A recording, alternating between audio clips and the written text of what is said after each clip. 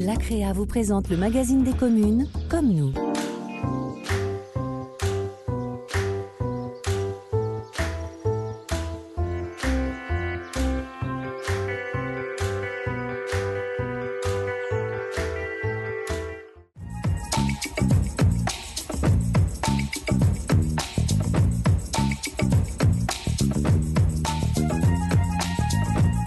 Bonjour à tous, je suis ravi de vous retrouver pour un nouveau numéro de Comme nous entièrement dédié à Saninopolis, un nouvel équipement de l'ACREA entièrement dédié à l'économie numérique. Au programme historique du site, visite guidée et découverte des entreprises, suivez-moi.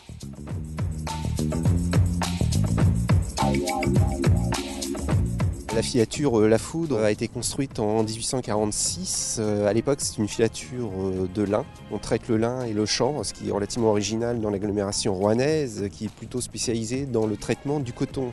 Donc à l'époque, quand le bâtiment est construit, c'est un bâtiment qui est révolutionnaire, déjà par sa taille très importante. Et le bâtiment est construit par un architecte d'origine britannique qui conçoit un bâtiment fireproof, c'est-à-dire qui résiste aux incendies. Il n'y a dans le bâtiment aucun élément en bois, ce qui est révolutionnaire à l'époque.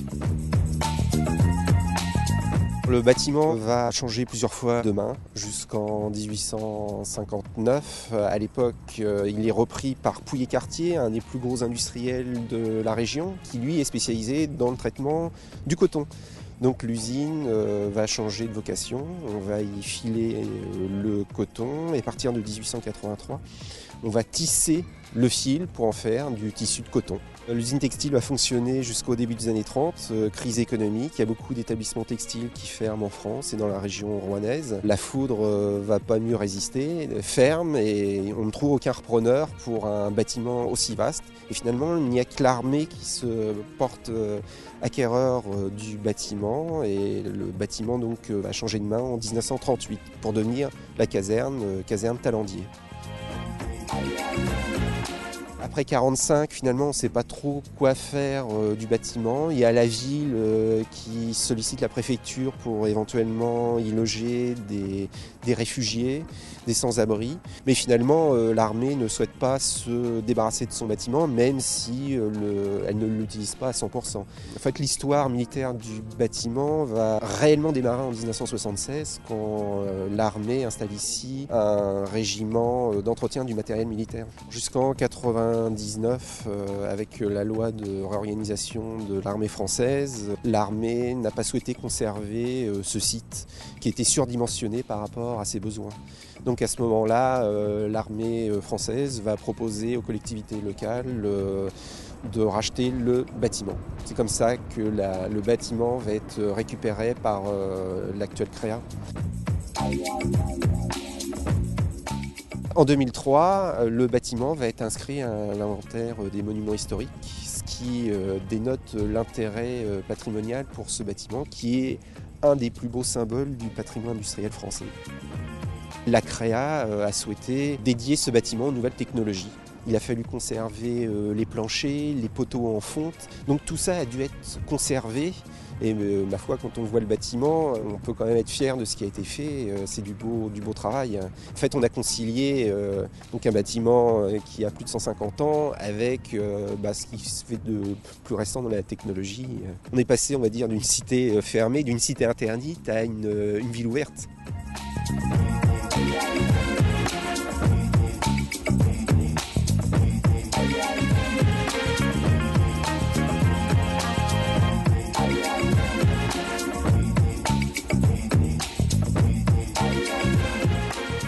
Nous sommes en compagnie d'Alexandre Verbar. Bonjour Alexandre. Bonjour Félix.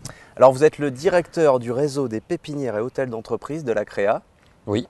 Et nous sommes juste en face d'une nouvelle structure qui s'appelle Saninopolis. Alors est-ce qu'on peut dire que c'est la nouvelle Silicon Valley normande?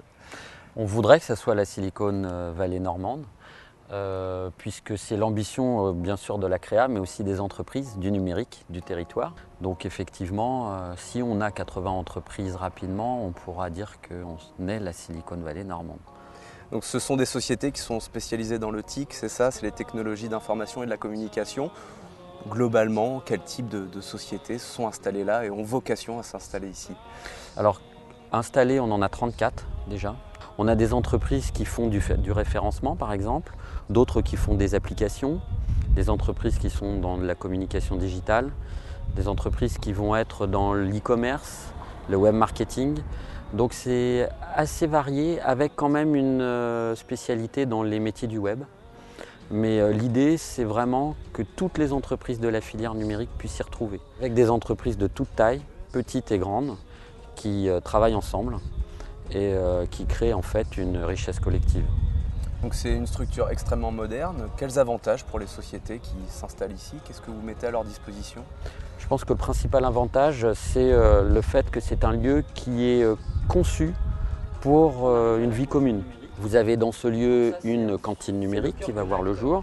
C'est un lieu vraiment où il peut y avoir des animations, mais où aussi les travailleurs indépendants, par exemple les web designers ou les personnes qui font du dessin assisté par ordinateur, peuvent venir se brancher directement et travailler, prendre un poste de travail. Donc là, vous avez une vingtaine, un peu plus d'une vingtaine de postes de travail où les gens peuvent venir.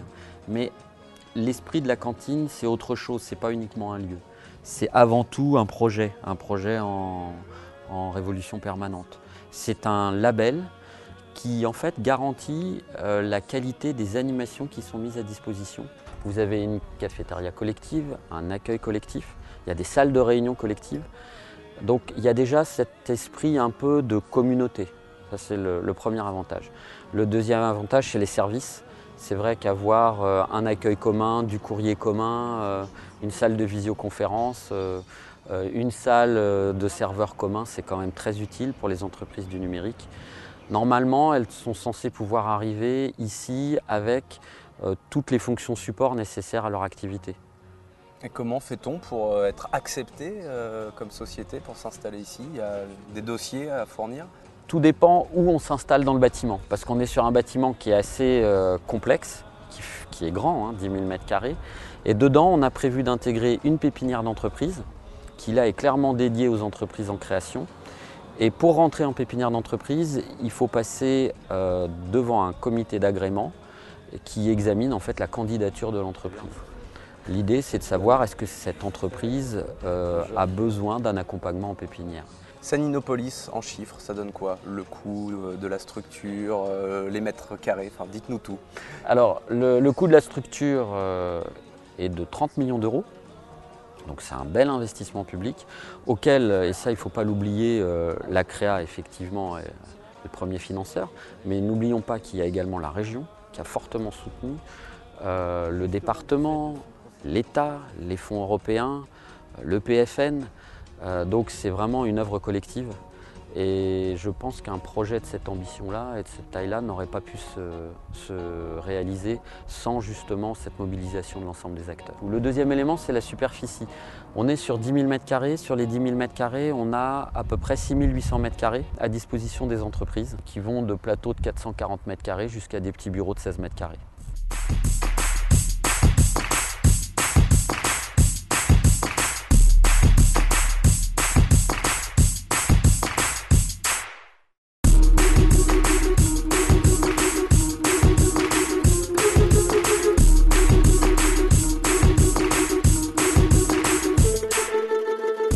Nous sommes en compagnie d'Arnaud Muller. Bonjour Arnaud. Bonjour Félix. Merci de nous accueillir dans vos locaux. Avec plaisir. Arnaud, vous êtes le pionnier, vous êtes le premier à s'être installé ici dans cette pépinière d'entreprise avec votre société Creative Data. Tout à fait. Depuis quand vous êtes ici et pourquoi êtes-vous venu ici? Eh bien, Creative Data est installé au sein de Saninopolis depuis le lundi 2 septembre. Donc officiellement la rentrée pour les créateurs d'entreprises. Et pourquoi nous sommes installés au sein de Saninopolis? Parce qu'on est convaincus que c'est l'endroit où il faut être quand on travaille dans l'informatique et qu'on souhaite innover. Voilà, dans ce que la CREA appelle les TIC, donc technologie de l'information et la communication. Présente-nous le concept de ta société. La société Creative Data est une société qui vient traiter en fait l'immense quantité d'informations que recèlent les systèmes d'information des entreprises. Autrement dit, on a des données qui circulent un peu partout dans les entreprises et qu'on n'arrive pas à approcher, à exploiter simplement. Notre métier, c'est de faire ce travail un petit peu d'explorateur pour rapprocher en fait tout ça d'un entrepôt correctement organisé qui va permettre ensuite de répondre à des questions de business, métier, comme quelle sera ma marge dans 3 mois en fonction de ces encours, en fonction de tel et tel paramètre, quelles sont les décisions que je dois prendre qui vont servir, donc c'est une sorte de bienveillance de l'entreprise. Alors ce qu'il faut comprendre, c'est que toi tu vends pas un logiciel qui ferait ça tout seul, tu vends un cerveau qui est capable de faire ça. Ouais, exactement. Nous, notre métier, c'est d'avoir un cerveau qui comprend ce que c'est que le métier de l'entreprise et ce qu'elle veut faire de ses données. Et une fois qu'on part de ce besoin, c'est d'aller faire tout ce travail vraiment technique de collecte, de rangement. La problématique, c'est un rapport trop complexe. Et du coup, notre challenge à nous, et c'est pour ça qu'on travaille, c'est il y a des solutions, elles existent. Et nous, en fait, en fonction de ces solutions, on vient vous accompagner dans la mise en place pour que demain, vous-même, vous puissiez faire ça simplement. Alors j'imagine qu'il y a aussi des avantages financiers de s'installer ici. Quand on est jeune, on a beau avoir des idées et avoir une capacité de travail qui est décuplée parce qu'on est porté par notre euphorie du jeune débutant, on a malgré tout besoin d'être accompagné. Donc être accompagné, c'est financièrement et être accompagné techniquement. Financièrement, aujourd'hui, je bénéficie de ce petit bureau, mais qui est facilement extensible, c'est-à-dire que quand je vais accueillir les premiers collaborateurs, on va pouvoir grossir. 300 €, c'est un loyer. Pour une entreprise, c'est une charge, mais qui se justifie pleinement. Et concrètement, avec tous les services que m'apporte la Créa, c'est quelque chose qui ne se trouve pas ailleurs. Plus un accompagnement de la pépinière. Une entreprise accompagnée a 3 fois moins de risques de se planter, pour faire simple. Donc quand on sait ça, on sait qu'il ne faut pas hésiter à demander de l'aide. Et la Créa a répondu positivement, et donc on avance. Je pense qu'on s'inscrit dans une bonne dynamique ensemble.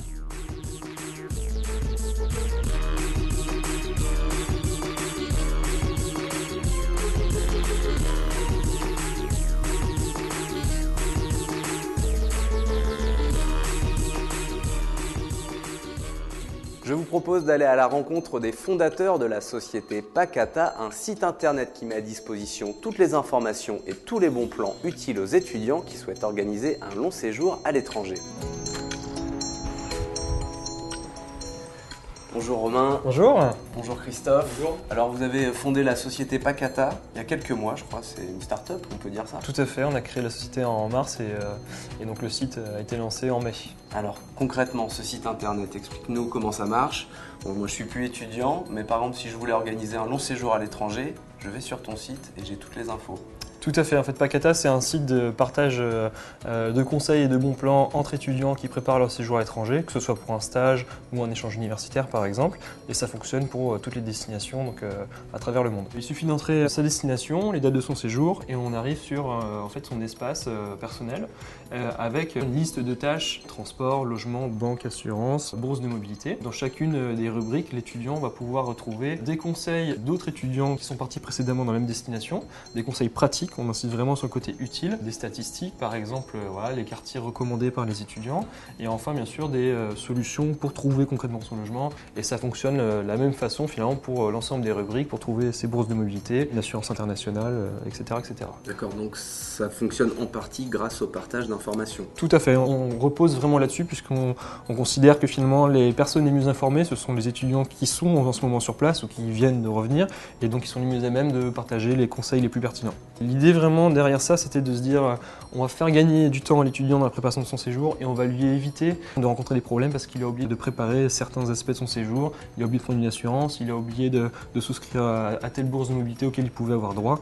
L'idée c'est d'avoir tout en un seul endroit et de faciliter la préparation de séjour, le faire gagner du temps et d'éviter des tracas qui pourraient leur arriver qui ne seront pas forcément nécessaires à mener une expérience enrichissante à l'étranger. D'accord. Comment tu incites les gens à faire des retours d'expérience sur ton site? Alors aujourd'hui, on a déjà, donc depuis 5 mois, il y a déjà plus de 560 étudiants qui ont partagé leur expérience, leurs conseils. Et aujourd'hui, on a en fait très peu d'incitations. On passe beaucoup par les écoles de commerce, écoles d'ingénieurs, les universités. Ces écoles trouvent le site en général pertinent et le recommandent à leurs étudiants qui vont partir. Et notamment, de temps en temps, invitent les étudiants qui sont déjà partis à venir partager leur expérience sur le site. Et donc c'est ce qui se fait aujourd'hui. Aujourd'hui, ça se fait très spontanément. On a la chance d'être dans une communauté qui a un vrai sentiment d'appartenance et un vrai désir de partager et d'échanger. Donc ça, c'est super pour nous ça. Et c'est un service gratuit? C'est un service gratuit pour les étudiants comme pour les écoles. On est là pour rendre service aux utilisateurs, aux étudiants. Les étudiants et par extension aussi les gens qui veulent organiser un long voyage, ça Tout peut à fait. s'appliquer à eux aussi. Ça marche aussi pour justement des jeunes diplômés qui veulent partir un an en Australie, au Canada et qui veulent faire un visa vacances-travail par exemple. Ça marche aussi pour, on a des étudiants qui sont inscrits, qui font un séjour linguistique ou même un séjour humanitaire. Il y a des informations que d'autres publics que les étudiants peuvent retrouver. En général, ça fonctionne bien pour un séjour d'une moyenne longue durée, justement à l'étranger. C'est pratique, on trouve toutes ces informations. Pourquoi Pakata? Alors Pakata, c'est un petit clin d'œil en fait, à mon premier échange universitaire que j'ai eu la chance de pouvoir faire en Finlande. Et en fait, c'est un mot finlandais, finnois, et qui signifie faire ses bagages, tout simplement. Très bien, merci Romain. Nous quittons les locaux de la société Pakata pour aller juste à côté, c'est aussi ça la proximité chez Saninopolis, dans la société Ingénieris. Je suis arrivé ici, alors pas par hasard, j'avais déjà créé ma société il y a environ 1 an et demi et j'ai exercé pendant plus de 20 ans le métier d'ingénieur système sur Paris et ici les Moulineaux. Alors vous avez une histoire assez intéressante, assez surprenante. Vous étiez à la Poste il y a quelques années. Il y a quelques années, effectivement, je travaillais à la Poste en tant que guichetier. J'ai fait également aussi un peu de conseil auprès de la clientèle et un peu de courrier, comme tout bon postier. Et un jour, vous avez mis un ordinateur entre les mains et ça a été le coup de foudre. Effectivement, un jour, le bureau de poste dans lequel je travaillais a été contacté donc, par la direction de Seine-Maritime pour installer un des premiers systèmes informatiques dans la Poste. Et il a fallu donc effectivement mettre tout en place. Et à cette époque, l'informatique dans les sociétés, c'était pas très développé. Il a donc fallu désigner quelques correspondants, faire des tests et ainsi de suite. Et je me suis pris au jeu et j'ai attrapé le virus. Et ensuite, je me suis lancé donc à mon compte donc, dans une première expérience dans une société qui s'appelait Formatique Création, sur laquelle je faisais de la formation, du développement. Et je reviens aujourd'hui effectivement avec un nouveau projet en tête. Ce projet, c'est sécuriser et rendre mobiles les données des entreprises. Expliquez un petit peu. Alors, expliquer, c'est vraiment simple et compliqué. Le bureau du salarié ne doit plus être un bureau fixe. Il peut être appelé à exécuter sa profession aussi bien dans un bureau qu'à l'extérieur, à l'hôtel, en déplacement. Donc, pouvoir accéder à son système d'information dans sa généralité est un besoin indispensable aujourd'hui pour une entreprise. Mais il faut aussi le faire de façon sécurisée. Il y a toute la partie, effectivement, contrôle des données, fuite de données, autorisation qu'il faut mettre en place. D'accord. Alors, pourquoi, selon vous, Saninopolis va vous permettre d'accomplir ce projet professionnel? Donc déjà, il nous offre les moyens donc, de nous installer à un coût raisonnable et également aussi d'échanger avec les différentes sociétés installées ici où on a tous nos propres problématiques. Le client de mon voisin d'à côté n'a pas les mêmes besoins que mes clients, mais on peut se regrouper et échanger et peut-être aussi permettre à une société d'avoir une réponse à une question qui ne se posait pas. Comment vous imaginez votre évolution ici? Est-ce que l'idée c'est de monter quelques étages dans l'hôtel d'entreprise après? Tout à fait. Le but d'Ingénieris, c'est de pouvoir donc, se développer, pas non plus devenir une multinationale, mais de pouvoir accompagner les sociétés donc, de la région ou même un peu plus loin, de créer un petit peu d'emploi et de monter les étages, effectivement, de ne plus appartenir à la pépinière, même si c'est très bien la pépinière, on y est bien, on s'y sent bien. Juste pour vous signaler qu'il n'y a aucun problème, vous pouvez faire l'intervention, la sauvegarde est très bonne. Merci, au revoir. Je vous propose maintenant de pénétrer dans les locaux de Bunker, une start-up qui risque de faire beaucoup de bruit. Son concept, un nouvel outil de création de présentation particulièrement innovant.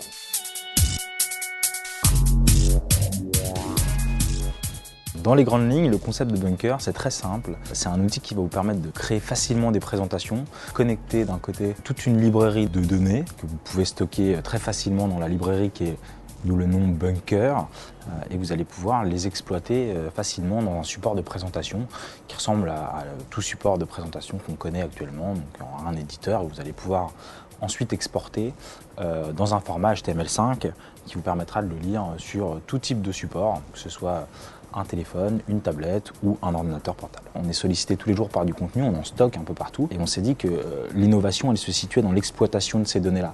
Parce que finalement c'est bien d'avoir des contenus et des datas, c'est encore mieux d'en faire quelque chose. Nous, notre cible aujourd'hui, c'est les gens qui font beaucoup de présentations tous les jours et la valeur ajoutée de Bunker, c'est gagner du temps.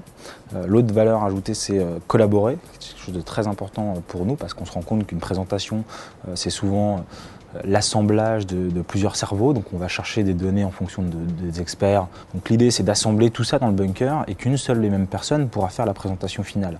L'idée est bien évidemment aussi de collaborer sur tout ça et de fonctionner sur une logique transversale sur les devices pour pouvoir récupérer facilement son support final et pas avoir ce problème qu'on a tous rencontré d'envoi de fichiers extrêmement lourds qu'on ne peut pas envoyer dans un email, qu'il faut utiliser des applications tierces pour envoyer son fichier. On va simplement, en envoyant l'URL de la présentation, pouvoir la partager à n'importe qui, par SMS, par email ou autre.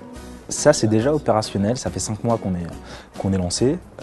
On a déjà 35 000 utilisateurs sur la plateforme. L'étape suivante, c'est d'optimiser toujours plus cette création de présentation. Donc l'optimiser, ça va être aussi l'automatiser pour pouvoir justement permettre aux gens de gagner encore plus de temps et de collaborer encore plus vite. Pourquoi Saninopolis? Pour nous, c'était une évidence. Il y a un gros projet qui se crée autour de ce bâtiment. Il y a une dynamique qui naît assez naturellement. On ne pouvait plus travailler depuis notre appart, ça devenait trop petit, on poussait les murs. Donc l'étape suivante, c'était où on va, quels sont les locaux. Quand on voit le projet qui s'est créé autour de Saninopolis, autour des acteurs, de l'innovation et du numérique, pour nous c'est aussi un appel d'air au développement de l'écosystème.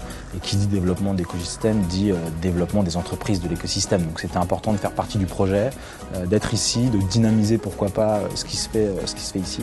Et surtout d'essayer de créer des synergies avec d'autres entreprises parce qu'on a tous les mêmes problématiques, on a tous les mêmes besoins, les mêmes envies et des fois juste en échangeant autour d'un café ça nous permet de résoudre des problèmes qu'on a au quotidien en quelques secondes. Donc c'est aussi l'objectif de Saninopolis. C'est encore que le début, il n'y a pas toutes les entreprises qui ont intégré Saninopolis, donc on attend avec impatience l'arrivée de tout le monde et que les locaux soient pleins pour échanger encore plus rapidement.